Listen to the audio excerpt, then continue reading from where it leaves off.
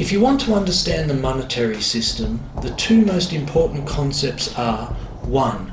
All money is created out of debt, whether it materialises from treasury bonds, home loan contracts or credit cards.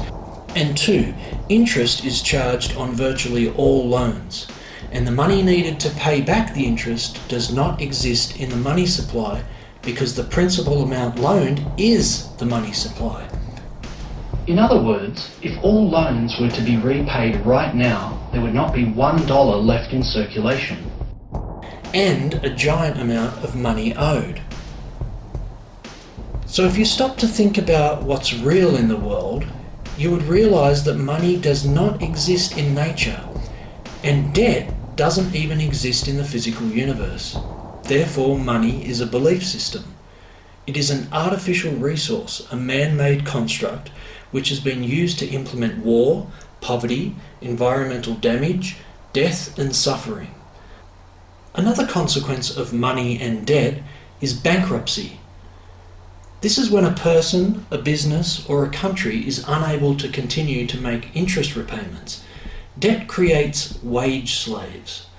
As far as wages go, a person in debt is much more likely to accept a low wage than a person who is not in debt. Corporations take advantage of people in debt, just like first world countries take advantage of third world countries by subjecting them to high levels of debt.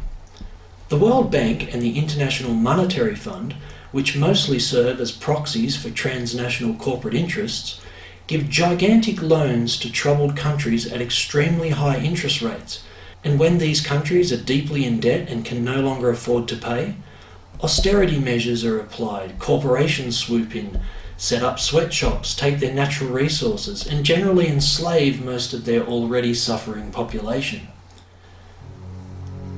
One of money's most effective features has always been to manipulate and exploit the majority of the world's people. Another sinister function of the monetary/market system is called the stock market, which doesn't actually produce anything at all, but rather just buys and sells money itself. That's right, they actually trade debt, which means they buy and sell debt for profit. These questionable transactions are given official-sounding names in order to justify the existence of such nonsense. Names like credit default swaps, collateralized debt obligations, and complex derivative schemes, one of which almost collapsed the entire European economy. So when you think of the stock market and Wall Street, what should come to mind is that we now have a completely new level of psychosis added to our current money-based society, to which most of us are brainwashed into thinking is a good thing. But it's pretty easy to see that this is a very bad thing, especially when you consider that Wall Street and the global stock market now have around $700 trillion of outstanding fraudulent claims, known as derivatives, still waiting to collapse. So the question becomes, how do you bail out a planet?